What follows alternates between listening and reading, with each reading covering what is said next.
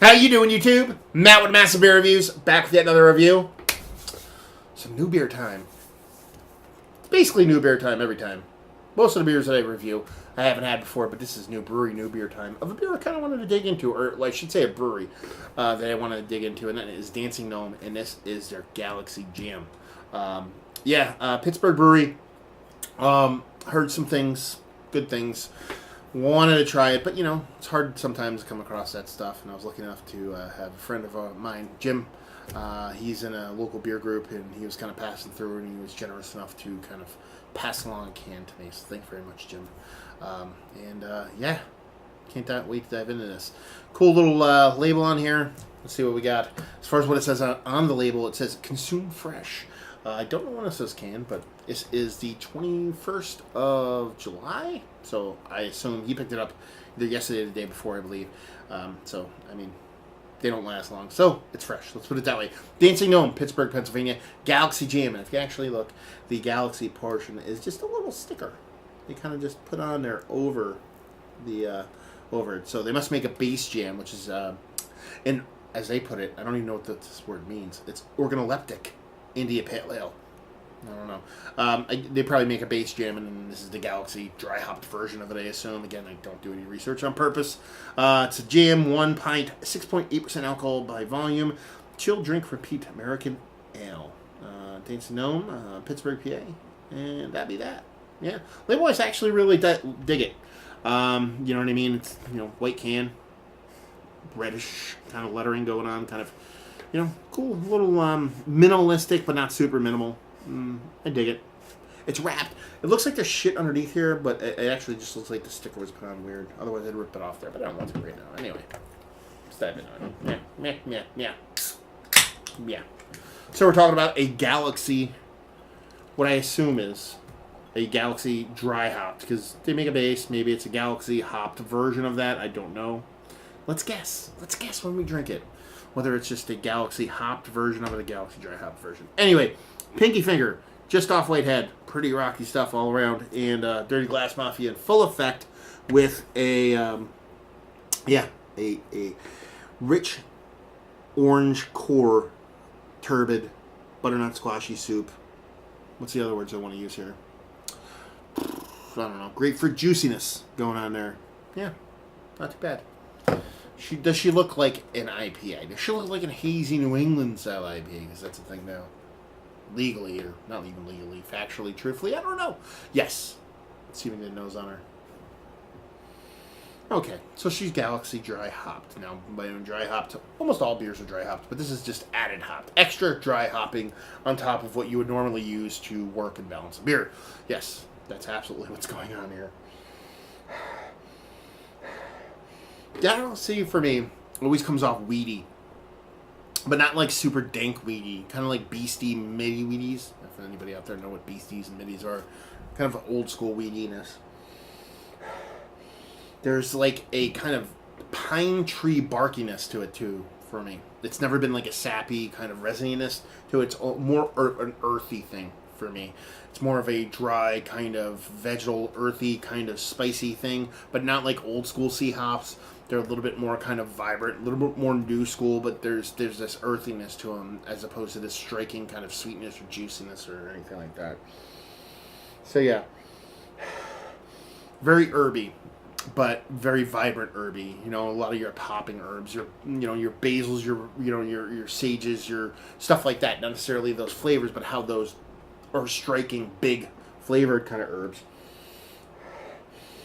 So yeah. Weedy, beastie weediness, like an oregano vibe, and you know what I mean, kind of pine tree barkiness. Yeah, how about that for you? Not a ton of sweetness in the nose, but I think it's a lot of that dry hopping's got beaten that down. I think it's going to be pretty sweet in the mouth. So I'm just going to dive in, see what she's got. Cheers.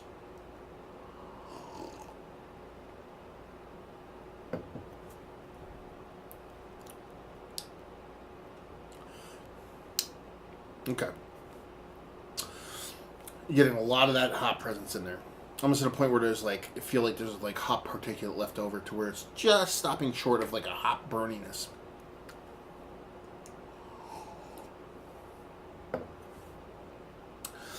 there's a ton of a super drying yeastiness in there too.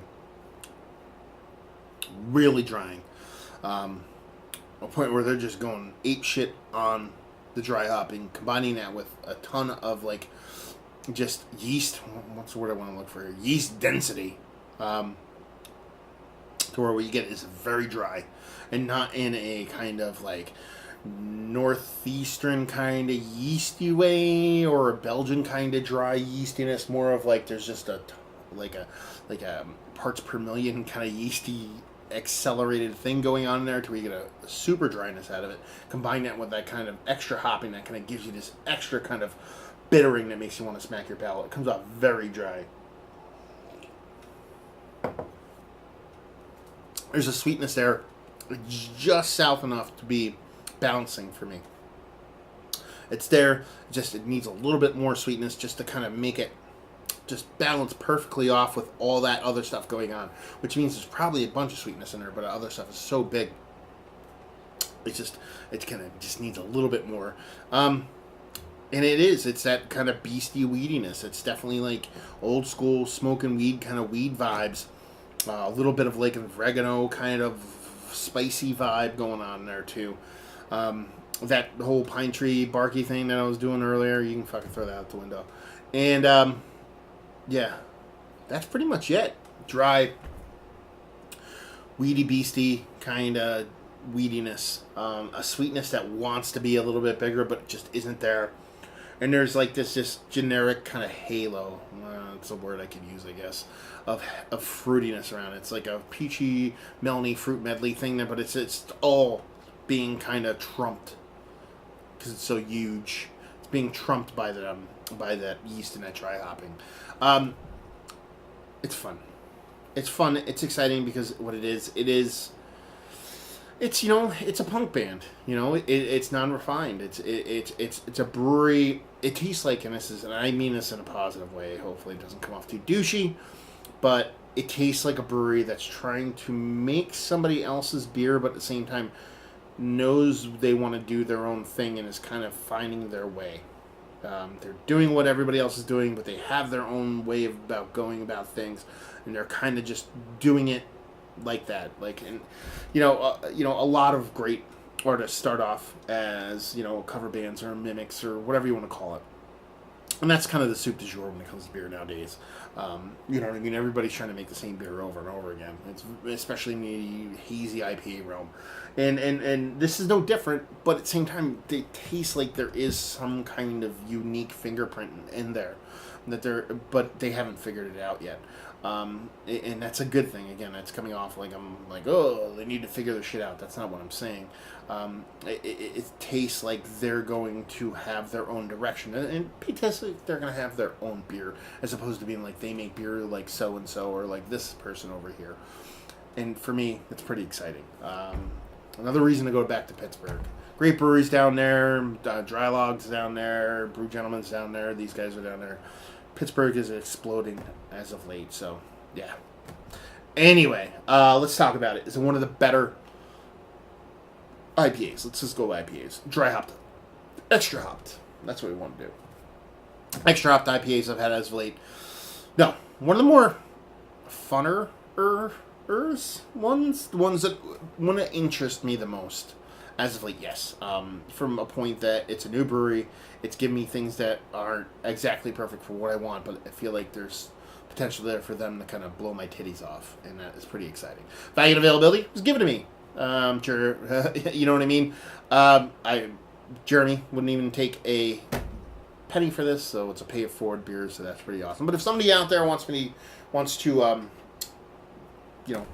write down there how much it costs, that would be awesome. So I know. Availability said it sells out like same day. And just say, if you like what, will you like this? To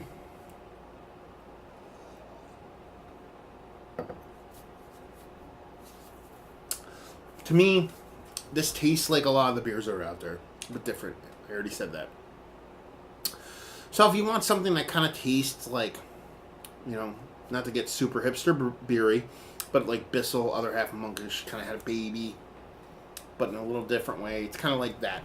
It's got that super dry yeastiness going on. It's got that super kind of hopped, dry hopping going on, but there's a little bit more of something else going there, more core of richness, a density to it that is pretty unique and pretty fun. So if you're into those kind of beers, but you want something just a tinge different that is trying to find its way, it's definitely worth picking up. So there you go, another review in the books.